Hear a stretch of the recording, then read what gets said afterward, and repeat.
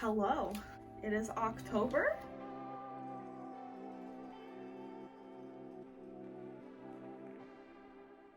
Hello, welcome back to this place on YouTube where I talk about the books I read. Wow, can't believe you're still here.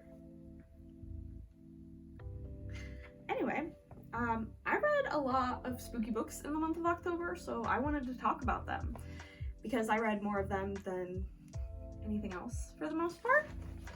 I read a buttload of Junji Ito this month. I read Venus in the Blind Spot, Cat Diary, Yon plus Moo, No Longer Human, Smash, and Fragments of Horror.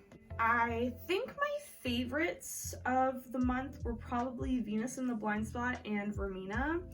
I liked Remina because it was sci-fi, and I loved Venus in the Blind Spot because although it was a short story collection, I really liked the selection of stories in the book, particularly the Enigma of Onigara Fault, which has the iconic, "This is my hole, it was made for me" quote. As someone saturated in memes, I really enjoyed that story and actually reading it because I'd heard so much about it, and it was just as spooky as I imagined it would be. Also really enjoyed No Longer Human.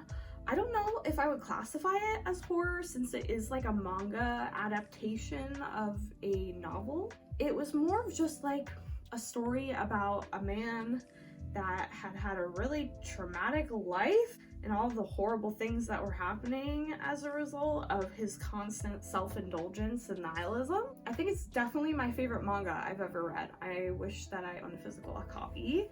Maybe I'll collect it someday. I think my least favorite out of the Junji Ito I read this month was Smash. It was just a little too kooky spooky, if you know what I mean. Like, it's giving R.L. Stine Goosebumps vibes, which there is a time and a place for that kind of spooky, but that wasn't the kind of spooky I was really going for. Fragments of Horror, that one was pretty okay as well. There were a couple stories in there that genuinely I was like, what the heck?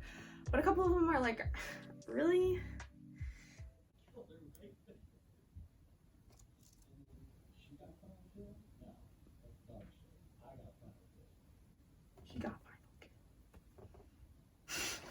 I only read Junji Ito as far as horror manga this month.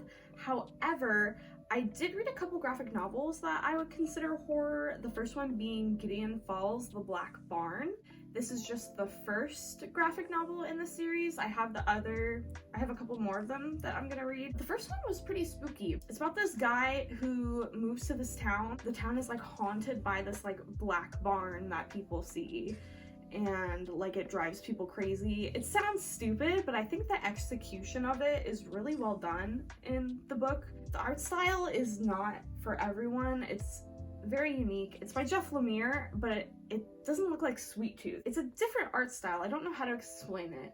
It almost looks like someone like traced like an actual photograph and then colored it in themselves. It's a weird one for sure. I like the vibes coming from it, and I'm definitely gonna read more. I read another book by Lemire, which was The Passageway, which is part of the Bone Orchard mythos, which is really popular at the comic book store that I go to all the time. So I really wanted to read back more of the Bone Orchard mythos stories, so I read that one. That one, by the end, I was like, what did I just read? Like, it went from 0 to 100 so quick. It was a really short book. I think I read it within like 15-20 minutes. It has art similar to Gideon Falls actually, but it worked better somehow for Bone Orchard Mythos. I enjoyed both of those books a lot. I really like Lemire. I really gotta look up the pronunciation of names before I make these videos. Those are all the graphic novels / manga that I read as far as horror this month. The first book that I read in the month that was spooky was Gone to See the Riverman by Kristopher Triana. I buddy read this book with my homie. It's on TikTok a lot about like how it's so scary. Honestly, like the only like horrifying thing about it is, you know, mentions of like incest, I guess. I don't really think incest is spooky. I just don't, you know, it's Not something I like endorse, of course, but I don't like read a book about it. I'm like, oh no, I'm scared. I think I gave that book like 3 stars, maybe, generously. It was okay. Not my preferred style of horror. Not for me, but that's okay. The next book I read was The Final Girl Support Group by Grady Hendrix. I had heard so many good things about this book. It was really hyped up for me, but honestly, it was my least favorite of the Grady Hendrix books that I've read. It was more of a thriller, and I wanted it to be more spooky, but it wasn't really spooky. It was just like, oh, this guy's gonna come back and kill me. Like, maybe it just wasn't the vibe for me, because I really do like Grady Hendrix. I just didn't like that one.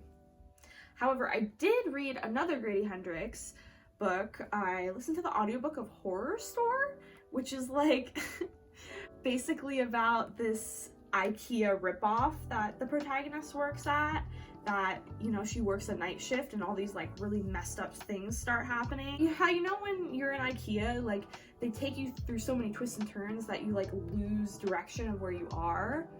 So the employees in the story, they have everything memorized, like the layout of the store, obviously, because they work there. But at night, when it gets all spooky, everything gets like turned around and they can't find their way out. Like, things aren't where they're supposed to be, and that freaked me out. Getting lost is probably one of my biggest fears. Maybe it has something to do with getting lost in the grocery store so many times as a kid. You know when your mom tells you, you know, if you don't keep up, you're gonna get left behind. You know, that happened to me a lot. Not on purpose, just me not paying attention. Horrorstör was awesome. I loved that book. The audiobook was really good. It's a pretty short one, so if you're interested in Grady Hendrix, I recommend reading that one. It's probably one of my faves that he's written that I've read so far, so check it out. I also read Clown in a Cornfield 2, Friendo Lives. Clown in a Cornfield, these books are like talked about a lot on TikTok. I really like them. I read the first one and it was pretty good. I actually liked the second one better. There was a lot more action and gore. I don't want to give too much away, and honestly, I read it at the beginning of the month, so I don't remember all of it. I don't really think clowns are spooky, but I do like those books. I finally listened to some classic horror. I listened to the audiobook of Dracula by Bram Stoker. The audiobook by Audible is really good. It's read by like Tim Curry. I really got into it. I didn't think I would like classic horror. It's very different from the way horror is written in the modern day. I really appreciated it, and I can see where like a lot of vampire lore is taken from that story, obviously. I think I need to consume more classic horror, gothic fiction.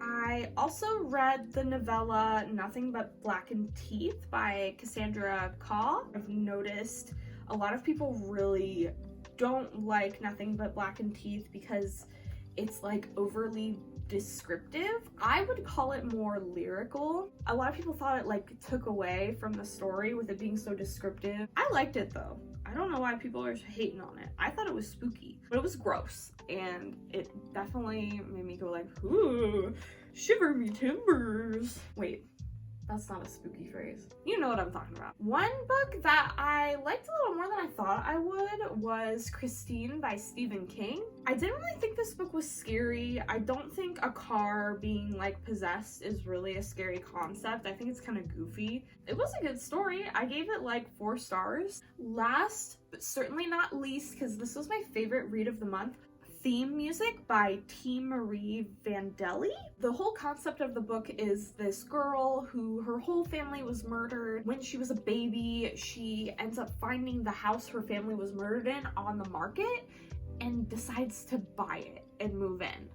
Crazy, right? But she's kind of trying to resolve like things in her head about what happened with her family getting murdered. Although that sounds pretty crazy, I can kind of get it. I get it. I'm trying to figure out what actually happened and be in the house where it happened. Would I actually do something like that? Absolutely freaking not, but it made a great story. Theme music was probably my favorite style of horror book, because there was a lot of action going on. There's a lot of very scary, spooky moments where you're really uncertain of where it's going. Also, there's a lot of like humor in it that broke up the like scary parts. I would get these like hills and valleys of emotions during the book, and I got really attached to the main character because you just saw all her imperfections and it made her so real. Everybody's so complex in ways that we don't always see, and you could really see that in the way that the book was written. I loved it. Probably my favorite horror book that I've read this year. That's all I have to say about the horror books that I read. Have you read any horror books this month? And if so, what was your favorite? I think I'm going to read a lot of cozy sci-fi in November. I don't know why, I've just been really craving sci-fi because I only read like one sci-fi book this month. I miss it, as you can see from my sci-fi collection. Leave a comment, leave a like, subscribe, do whatever you want. I can't tell you how to live your life, but I really appreciate all of you watching my videos. Thank you!